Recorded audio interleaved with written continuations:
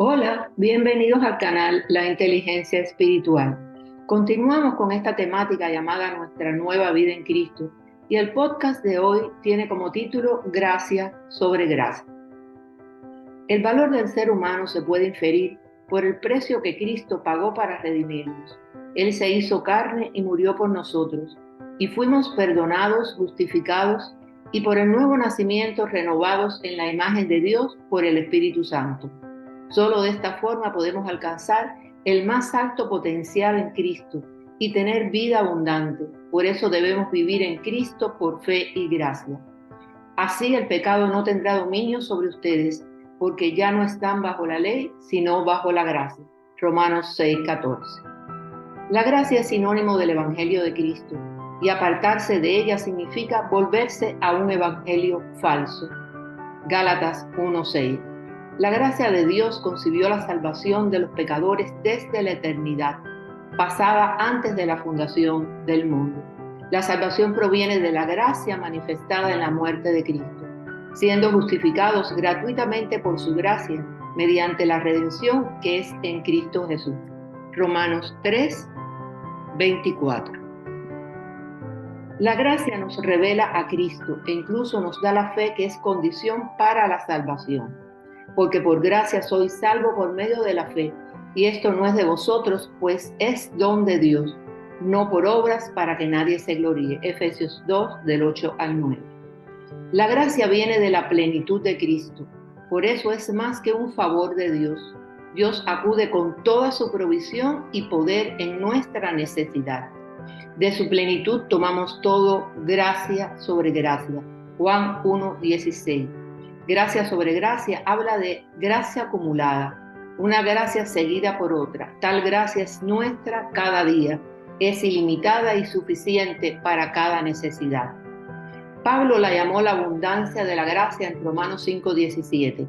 Pues si por la transgresión de uno solo reinó la muerte, mucho más reinarán en vida por uno solo, Jesucristo, los que reciben la abundancia de la gracia y del don de la justicia. También Pablo se refirió a las abundantes riquezas de su gracia en Efesios 2:7, para mostrar en los siglos venideros las abundantes riquezas de su gracia en su bondad para con nosotros en Cristo Jesús. La gracia de Dios nos prepara y equipa para el servicio en la vida cristiana. Jesús le dijo a Pablo: te basta con mi gracia, pues mi poder se perfecciona en la debilidad. Segunda de Corintios 12:9. Pedro la llamó la multiforme gracia de Dios en Primera de Pedro 4:10. Dice la palabra de Dios: cada uno según el don que ha recibido, ministrelo a los otros como buenos administradores de la multiforme gracia de Dios. La gracia es la poderosa palabra que describe las formas de operar del Espíritu Santo. Pedro nos advierte también que permanezcamos firmes y que no nos dejemos arrastrar por el error de los inicuos, y nos aconseja con la siguiente fórmula: creced en la gracia y el conocimiento de nuestro Señor y Salvador Jesucristo. Segunda de Pedro 3:18. La vida cristiana puede resumirse en la gracia de Dios. La salvación depende completamente de la gracia. No se podía mezclar la gracia con las obras, pues de lo contrario ya no sería gracia, según Romanos 11, del 6 al 7. Y si por gracia ya no es por obras, de otra manera la gracia ya no es gracia. Y si por obras ya no es gracia, de otra manera la obra ya no es obra. Es al trono de la gracia que podemos acudir todos en busca de misericordia, con el propósito de encontrar gracia para el oportuno socorro. Hebreos 4:16. Acerquémonos pues confiadamente al trono de la gracia para alcanzar misericordia y hallar gracia para el oportuno socorro. La gracia fortalece el corazón del creyente y lo capacita de toda cosa buena para hacer la voluntad de Dios. No se dejen llevar por ninguna clase de enseñanzas extrañas. Conviene que el corazón sea fortalecido por la gracia y no por alimentos rituales que de nada aprovechan a quienes los comen. Hebreos 13:9. Tenemos gracia sobreabundante. Dios tiene que dar vida a nuestro duro corazón. Dios tiene que dar vista a nuestros ojos ciegos.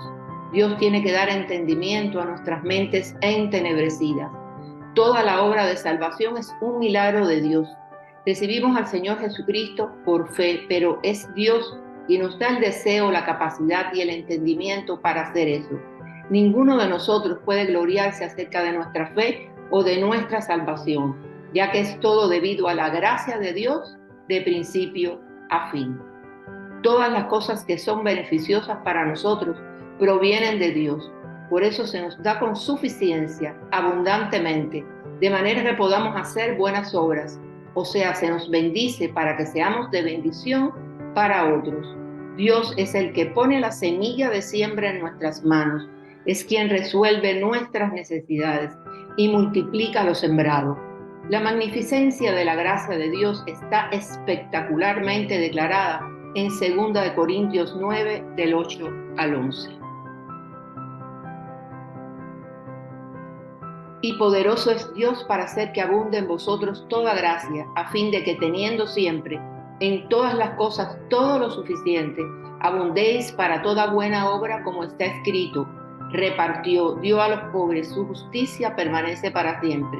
Y el que da semilla al que siembra y pan al que come, proveerá y multiplicará vuestra sementera y aumentará los frutos de vuestra justicia, para que estéis enriquecidos en todo para toda liberalidad, la cual produce por medio de nosotros acción de gracias a Dios.